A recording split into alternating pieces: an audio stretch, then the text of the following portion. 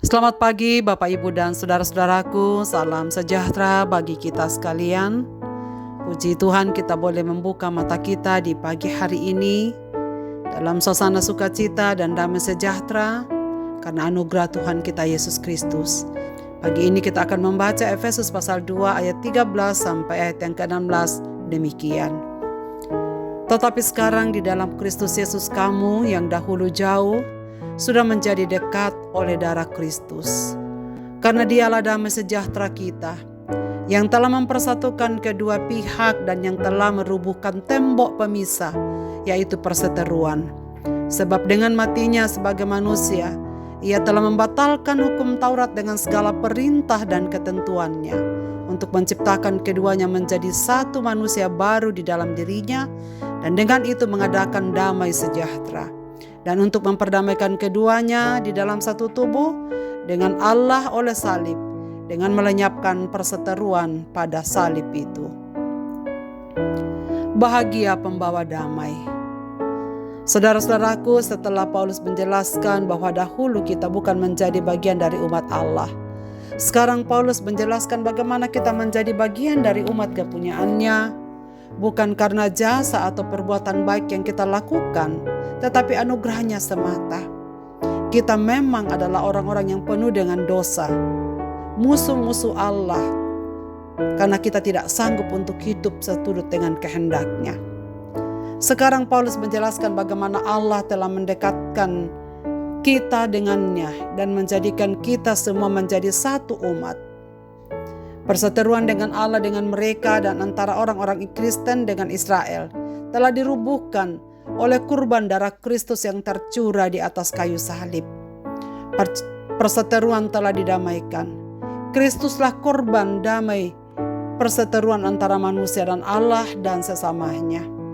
Tidak hanya tembok pemisah antara manusia dan Allah yang rubuh, tetapi tembok pemisah antara etnis Yahudi dan etnis non-Yahudi dihancurkan. Bahkan seluruh suku bangsa di dunia ini menjadi satu di dalam Kristus yang telah menyelesaikan perseteruan itu. Saudara-saudaraku, Kristuslah pokok pendamaian itu. Bagaimanakah Kristus melakukannya? Paulus menjelaskan ada 3 hal yang dikerjakan Kristus di atas kayu salib di dalam teks yang kita baca pagi ini. Yang pertama, Yesus membatalkan hukum Taurat. Selain membatalkan hukum-hukum yang memisahkan Yahudi dan non-Yahudi, seperti hukum sunat dan makanan halal haram, orang yang bukan Yahudi adalah bangsa kafir. Semua sekat-sekat ini telah dibatalkan oleh Yesus. Itulah sebabnya Paulus mengatakan Yesus juga membatalkan fungsi Taurat sebagai jalan keselamatan. Melakukan semua hukum Taurat tak mampu membawa pada keselamatan sejati. Tetapi fungsi Taurat sebagaimana hukum bagi Allah tetap berlaku hingga kini sebagai petunjuk hidup baru. Yang kedua, Tuhan Yesus menciptakan satu umat yang baru dalam ayat yang ke-15. Semua etnis Yahudi atau non-Yahudi dipersatukan menjadi satu umat di dalam dan oleh Yesus. Namun ini tidak berarti bahwa Yahudi dan non-Yahudi bersatu menjadi etnis ketiga atau hilangnya etnis Yahudi atau hilangnya etnis non-Yahudi. Bukan begitu. Etnis Yahudi tetap menjadi orang Yahudi, etnis non-Yahudi tetap menjadi non-Yahudi seperti kita. Kita tetaplah menjadi etnis kita sebagai bangsa Indonesia. Yang dibatalkan adalah ketidaksetaraan di hadirat Allah. Kita semua sama-sama sebagai pewaris kerajaan Allah. Tidak ada perbedaan derajat di dalam Kristus. Tidak ada bangsa yang pertama, bangsa yang kedua, atau bangsa yang lebih unggul dan bangsa yang tidak unggul. Semua sama di hadapan Tuhan. Kita semua menjadi satu keluarga yang baru, pewaris dalam kerajaan Allah. Kita semua memiliki tali persaudaraan di seluruh muka bumi ini. Saudara seiman dalam Tuhan Yesus Kristus. Dalam bagian yang lain Paulus berkata, berbuat baiklah terutama kepada saudara-saudara seimanmu. Karena ini menandaskan adanya hubungan yang istimewa antara semua umat yang percaya kepada Kristus, tidak memandang latar belakang suku dan bangsanya, suku dan agamanya. Kita menikmati hubungan istimewa sebagai saudara sepenanggungan.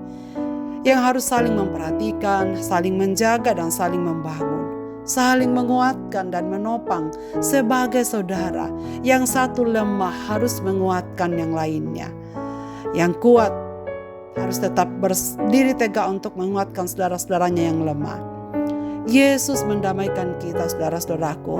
Tidak ada jurang pemisah antara kita sebagai saudara-saudara di dalam Kristus. Saudara-saudaraku, apakah arti semua ini bagi kita? Sebagai umat pendamaian, Tuhan mengutus kita sekarang untuk menjadi pendamai dalam kehidupan keseharian kita.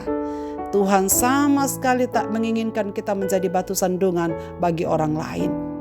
Tuhan merindukan kita menjadi pendamai bagi semua orang di sekitar kita. Kita harus menghapuskan sekat-sekat pemisah kita dengan orang lain. Tak boleh ada yang merasa anggota masyarakat lebih unggul dari yang lain. Kita semua setara, teman pewaris anugerah Allah. Sekat-sekat pemisah semua golongan dalam masyarakat sebelum mengenal Kristus, sekarang telah ditiadakan di dalam korban Kristus di atas kayu salib. Jika ada orang Kristen merasa demikian, berarti sedang menghapus karya Kristus di dalam dirinya. Jika kita memelihara permusuhan siapapun juga dalam hidup kita, kita sedang mengingkari dan menolak pendamaian Kristus bagi kita. Jika kita sulit mengampuni, berarti kita menyediakan pengampunan bagi diri kita dan bagi orang lain. Sebab Tuhan Yesus berkata, pengampunan diberikan seperti kita mengampuni orang lain. Jika ada perintah yang kita biarkan menghalangi penghayatan kita, saudara sekalian, tentang hal ini sebagai warga kerajaan Allah, sebagai satu keluarga Allah, kita sedang menghinakan kurban kematian Kristus di atas kayu salib. Karena itu saudara sekalian, marilah kita memandang semua orang di sekeliling kita sebagai saudara. Kita dihadirkan untuk menjadi saudara sepenanggungan, agar kita bersama-sama mewujudkan kedamaian yang Allah telah kerjakan bagi kita semua. Ingatlah pesan Tuhan Yesus yang berkata dalam Matius pasal 5 ayat 9. Berbahagialah orang yang membawa damai, karena mereka akan disebut anak-anak Allah.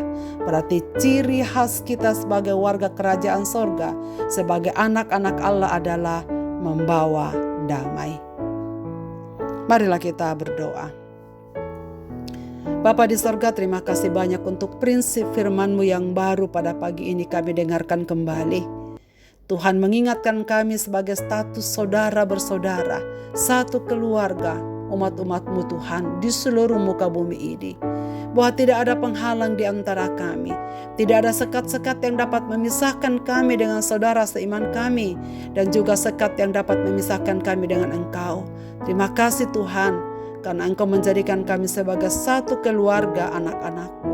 Ya Bapa di sorga, tolonglah kami supaya kami memiliki saudara dengan orang-orang di sekitar kami. Supaya kami menyadari bahwa ada tanggung jawab yang Tuhan berikan kepada kami terhadap saudara-saudara seiman kami dimanapun berada. Tolonglah kami Tuhan supaya kami menjadi pembawa damai. Supaya kami mewujudkan terang Kristus di tengah-tengah kehidupan ini. Agar mereka yang membutuhkan damai dari Tuhan, mereka dapat melihatnya dari kehidupan kami.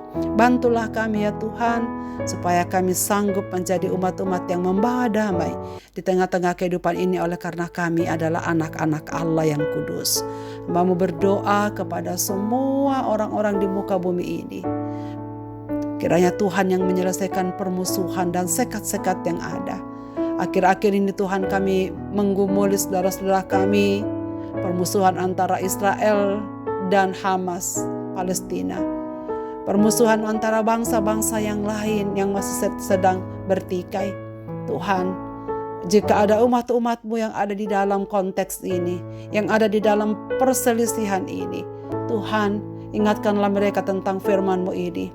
Bahwa kebahagiaan kami yang sesungguhnya adalah ketika kami sanggup membawa perdamaian di tengah-tengah permusuhan di tengah-tengah dunia ini. Kebahagiaan kami yang sesungguhnya adalah pada waktu kami memaafkan orang-orang yang menyakiti kami. Dan kebahagiaan kami yang sesungguhnya adalah pada waktu kami melepaskan pengampunan bagi semua orang-orang yang pernah menyakiti hidup kami. Hanya Roh Kudus pula yang menguatkan dan memampukan kami ya Tuhan, supaya hati kami beres. Kami tak punya permusuhan dengan siapapun, oleh karena kurban Kristus telah menggapai hidup kami. Hamba-Mu berdoa untuk segenap pendengar renungan pagi ini dimanapun mereka berada. Umat-umat-Mu yang mungkin akan sedang mempersiapkan diri masuk dalam rutinitas hidup mereka, pekerjaan dan tanggung jawab mereka. Ingatkanlah mereka Tuhan, supaya apapun yang mereka kerjakan hari ini, mereka menjadi utusan Tuhan untuk membawa damai. Ke dalam tangan kasih-Mu Bapa kami serahkan hidup ini. Dalam Kristus Tuhan kami berdoa. Amin. Selamat beraktivitas Bapak, Ibu, dan saudara-saudaraku. Tuhan Yesus memberkati kita sekalian.